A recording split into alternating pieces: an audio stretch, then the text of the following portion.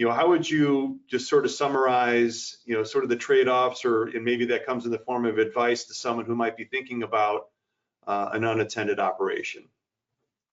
Well, I think I would say don't worry about running a store unattended and not being able to compete and to provide a good service that people are going to value and use. We had an unattended store that frankly needed to be renovated, and we heard that there was a full service, fully attended, brand new store being built a couple blocks away or around the corner.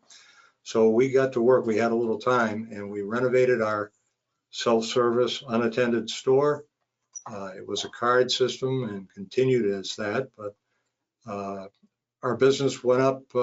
It actually doubled in that store, even with that new fully attended store coming into the same neighborhood. So you can compete if you put out a good product and you take care of customers when they need help. And that's pretty much been our formula. And it's nice to hear customers when you go in say they thank us for running a nice place, and they appreciate that it's clean and that the machines are running, and that's the bottom line. Yeah, no, well said, well said. Casey, what advice would you give to someone thinking about taking this on an unattended basis? Boy, very much what Kevin said. Cleanliness and take care of the customers.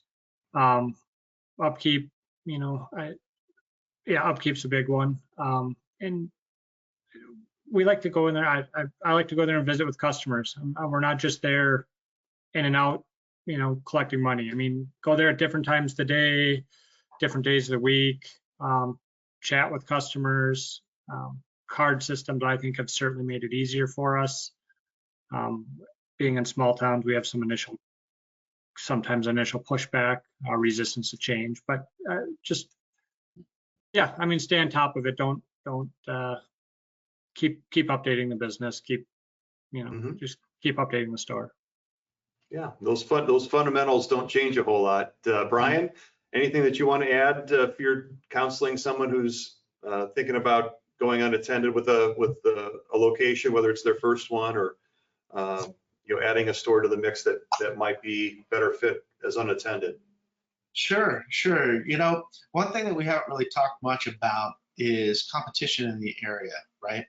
And especially like if you're in a major metropolitan area, there can be a lot of competition. Think of Los Angeles as an example, where within a square mile you might have 20 laundromats. I mean, they're like on top of each other. So what will distinguish you between your competition?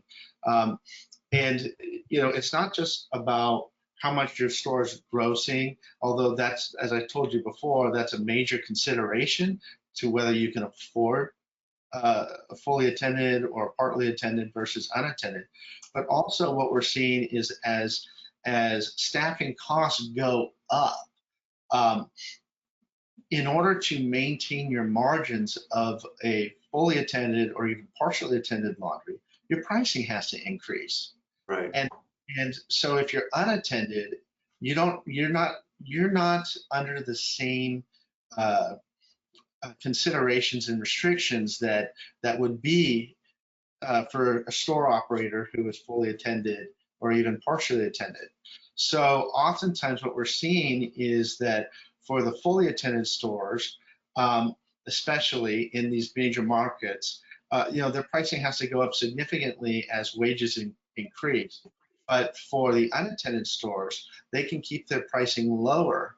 And so there becomes a disparity, a larger separation between the vend pricing for the unattended stores versus the attended stores. And that leaves an opportunity for somebody that, if they're kind of like, I'm not sure which way to go, you don't have to do as much business to still have the same kind of profit potential in an unattended store as a fully attended store if your expenses are so much less. And that's a consideration that we haven't really talked about, but certainly something to keep in the back of your mind as you're making that determination of, do I go fully attended, partially attended, or unattended?